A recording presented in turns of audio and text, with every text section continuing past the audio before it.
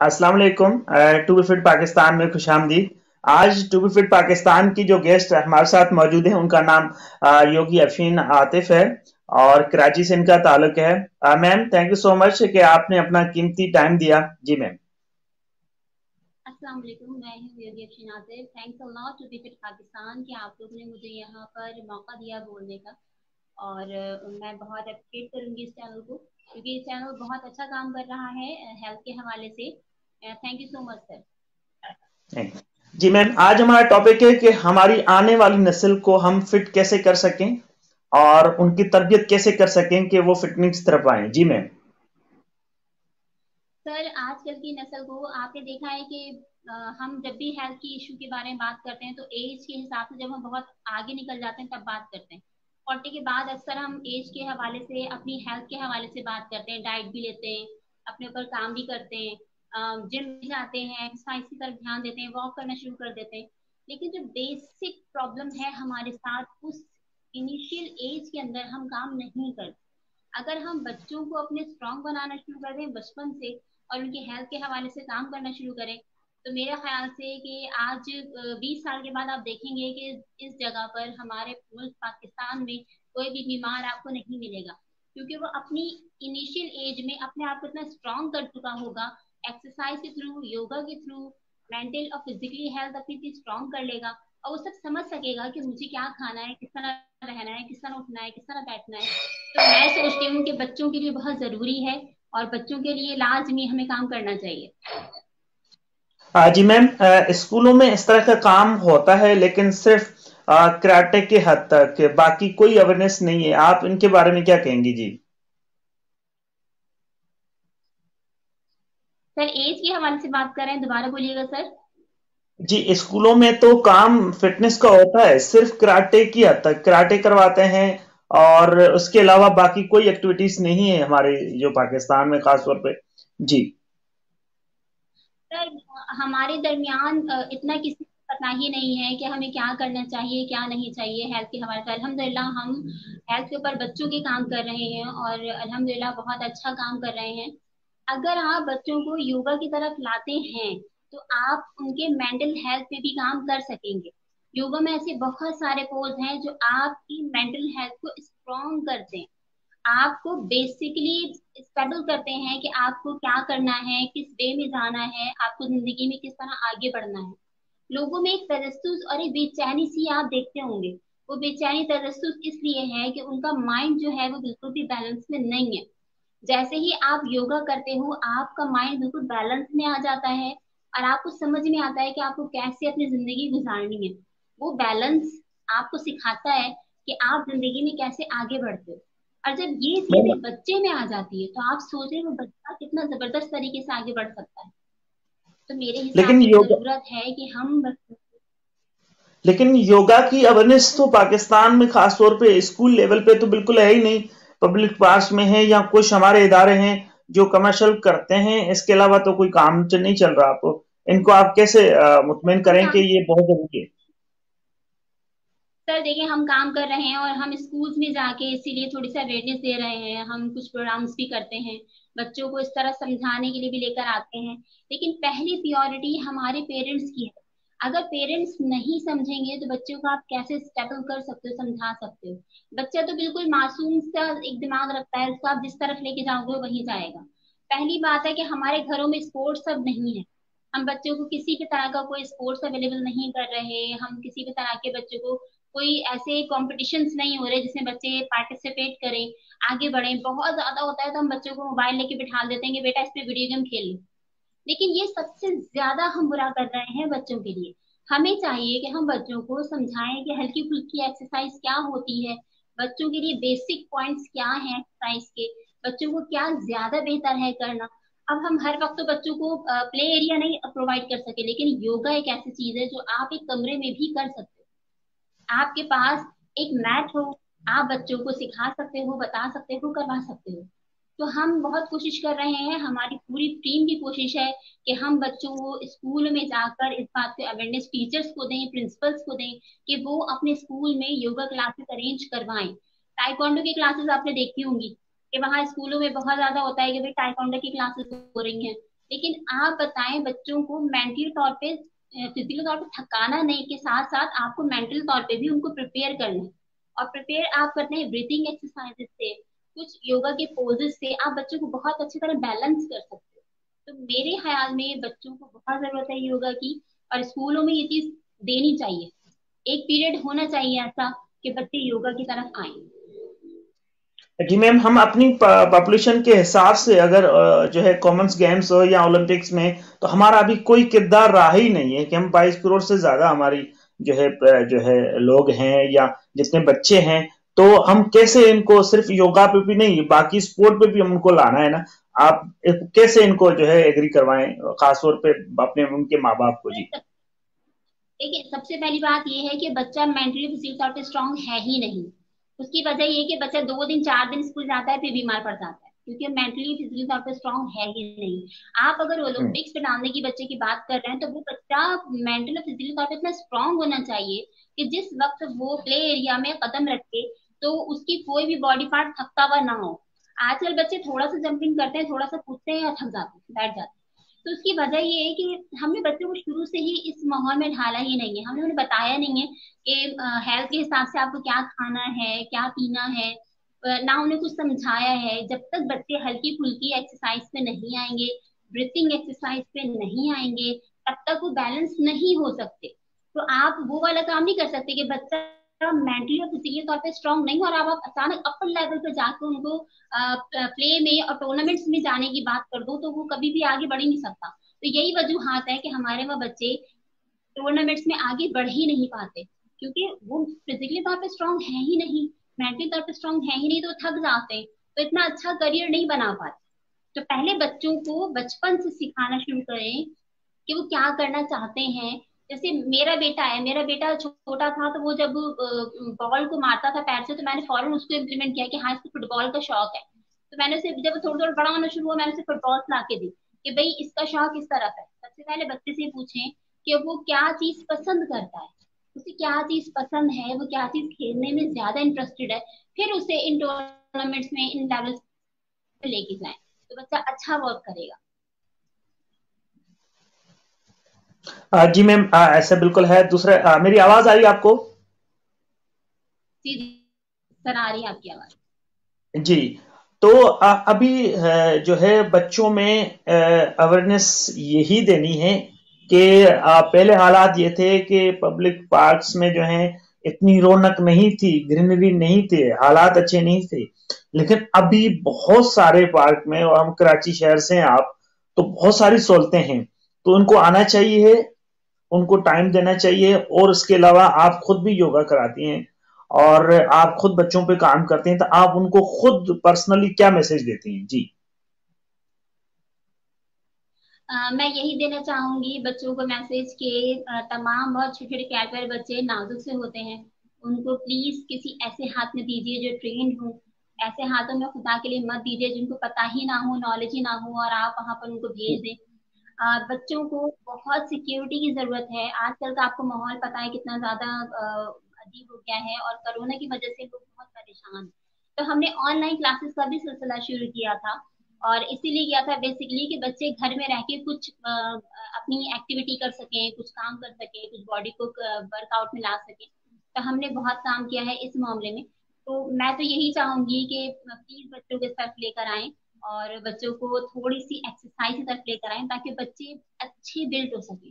हमारी बच्चों की फिजिक जब स्ट्रांग होना शुरू होगी, तो हमारा एक हेल्दी मुआशरा तैयार होना शुरू हो जाएगा।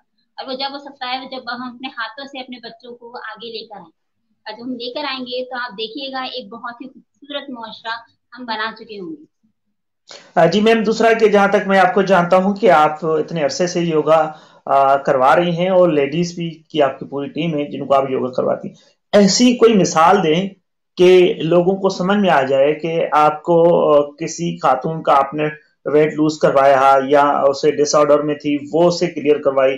इस तरह की आप हमें चीजें कुछ एक्सपीरियंस करवा दें। जी।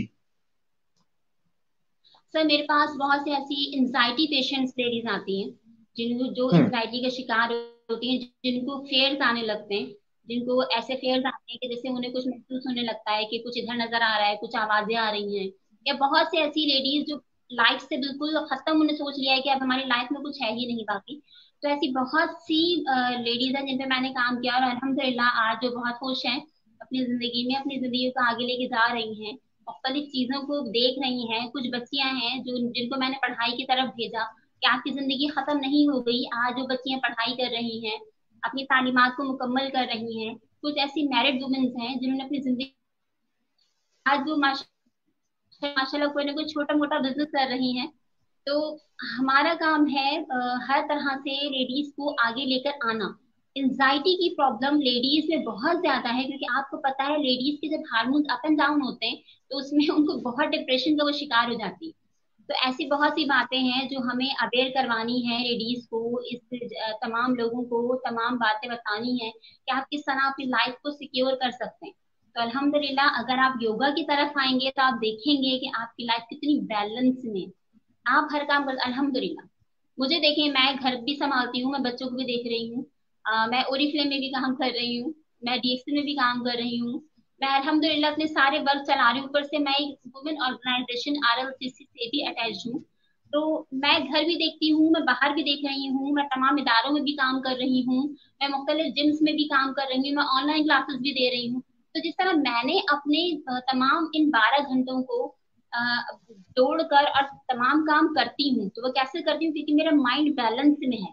अगर आपका माइंड बैलेंस में होगा तो वो जरूर हर तरह से आपको प्रोवाइड करेगा कि आपको क्या करना है क्या नहीं करना। तो ये वाली बात आपको देखनी है। जी मैम, वेट लूज कैसे करें लोग, क्योंकि अभी तो सीजन भी चल रहा है खानों का, डाइट का तो कोई नामो निशान नहीं है। जी। किस चीज का सर, दोबारा बोलिएगा मुझसे। जैसे कि अक्सर आपने देखा कि ये जो सीजन है ना, तो ठंड है तो फ्राई आइटम्स तो हर जगह जो है ना, फिश फ्राई तो सारी चीजें, तो लोगों का वेट बहुत ज्यादा हो जाता है, तो वो कैसे कंट्रोल करें, खास तौर पे उनका अपना एक मजा भी हो और रात। मैंने माना कि ठंड है और आपको इन दिनों में बहुत ज्यादा क्रेविंग होती है खाने पीने की, तो आप ऐसा कर सकते हैं कि आप उनको फ्राई के बजाय स्टीम कर सकते हैं। अगर आप चीजें स्टीम वाली खाएंगे तो फिर आपको उससे भी फर्क पड़ेगा। जी। दूसरा ये है कि आप बच्चों पे ज्यादा काम करती हैं, यहाँ तक कि कुछ स्कूलों में भी जाके, तो कितने हद तक आप इसको कामयाब देखती हैं अपने हिसाब से? सर देखिए, अगर हम 3 साल के बच्चों पे काम करना शुरू करें और अगर 3 साल के बच्चों को योगा की तरफ लेकर आए, उनकी मेंटली फिजिकली हेल्थ को स्ट्रॉन्ग करने की कोशिश करें, तो आप बच्चे में फर्क देखेंगे। सबसे पहली बात, बच्चे में फ्रस्ट्रेशन खत्म हो जाती है। आपने देखा होगा आजकल बच्चों में फ्रस्ट्रेशन कितनी है, बच्चे उछल कूद कर रहे हैं, चीख रहे हैं, चिल्ला रहे हैं, माँ बाप चिल्लाते रह जाते हैं, बच्चा उनकी बात नहीं सुनता है। लेकिन योगा पे आने के बाद वो बच्चा इतना स्टेबल हो जाता है कि वो आहिस्ता आहिस्ता 5 साल की उम्र तक फिर अपने आप को बड़े अच्छी तरह मेंटेन कर लेता है। उसकी एक बॉडी लैंग्वेज बन जाती है। जब हमारी बॉडी लैंग्वेज बन जाती है, एक माइंड बैलेंस में आ जाता है, तो फिर बच्चे बड़ा अच्छा काम करते हैं। इसका बहुत अच्छा इम्प्लीमेंट होता है अगर हम करना चाहें तो। जी, लाहौर से मेरे पास मैम सादिया का सवाल है आपके लिए। कह रहे हैं कि मेरा बेटा 5 साल का है और अभी तक तो क्योंकि क्रिकेट देखते हैं सारे फैमिली वाले, उनको क्रिकेट का शौक है, बच्चों के साथ खेलते भी। इसके अलावा एक आप योगी होने के नाते उनकी क्या मशवरा देंगे कि कौन सी स्पोर्ट में जो है उनको डाल सकती हैं? सर देखिए, अगर वो कोई स्पोर्ट्स चाहती है अपने बच्चे का, तो सबसे पहले ये पूछे कि वो क्या पसंद करता है। अगर पूरी फैमिली क्रिकेट देख रही है तो लाजमी नहीं कि वो भी पसंद करे। अगर पूरी फैमिली एक चीज को पसंद कर रही है तो हो सकता है बच्चा कुछ और जो है स्पोर्ट्स को ज्यादा फेवरेट हो उसका। तो आप सबसे पहले उस बच्चे से पूछें। माँ होने के नाते आपका सबसे बेहतरीन पहला फर्ज ये है कि आप बच्चे की मेंटेलिटी को समझें कि बच्चा क्या मांग रहा है। बच्चा जो आपसे मांग रहा है आप वो प्रोवाइड करें।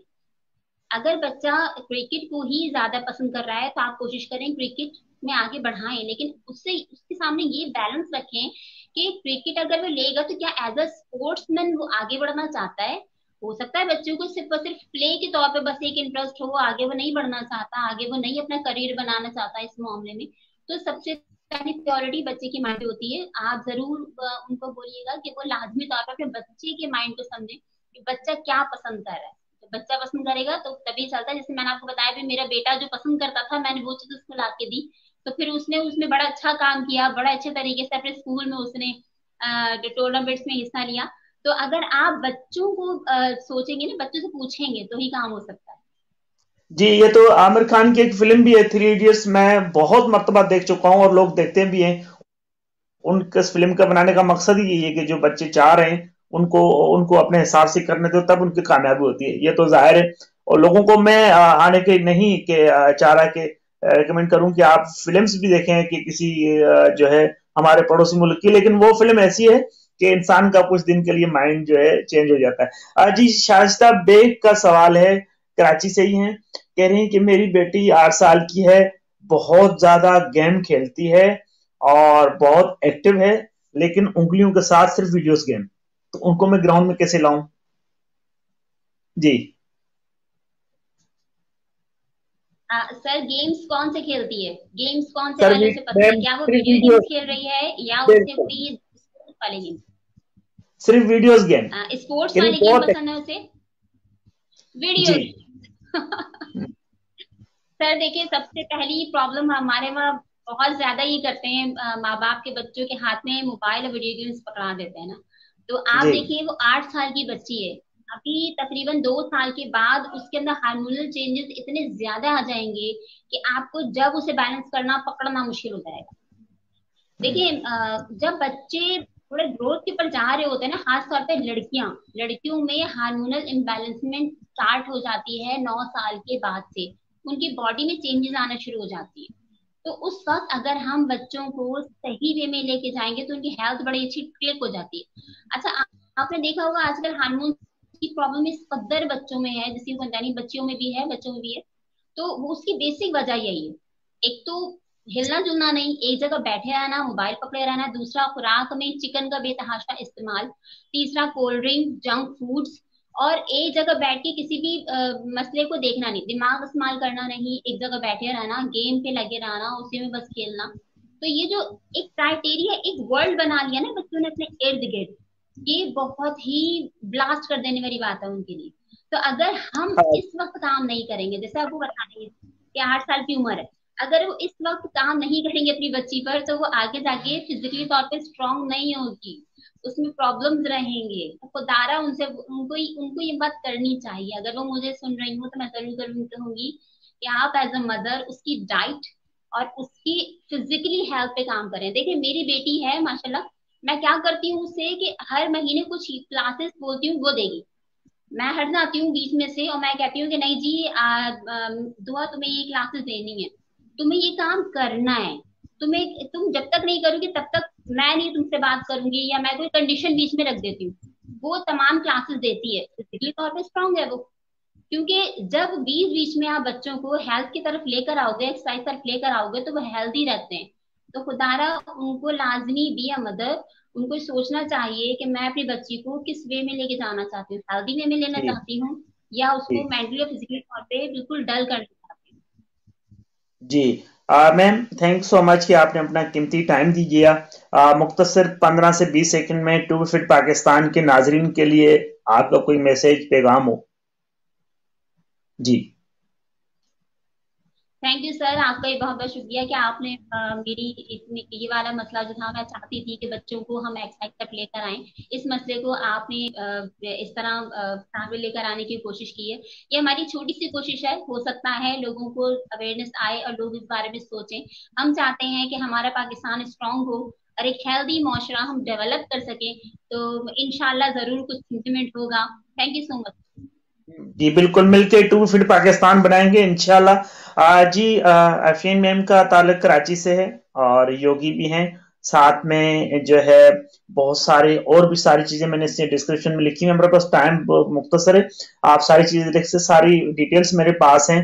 और एक इदारे के साथ काम भी कर रही हैं और जहां तक मुझे मालूम है कि बहुत सारे स्कूलों में जाके अवेयरनेस भी देती हैं। और इसके साथ अगर कुछ और भी मालूमात अगर आप लोगों को चाहिए तो मेरे से रब्ता कर सकते हैं, मेरा नंबर आपके चैनल पे मौजूद होगा इंशाल्लाह। नेक्स्ट गेस्ट के साथ आप लोगों के साथ इंशाल्लाह शरीक होंगे। इस अगले गेस्ट के लिए हमें इजाजत दीजिए। अल्लाह हाफिज, थैंक यू।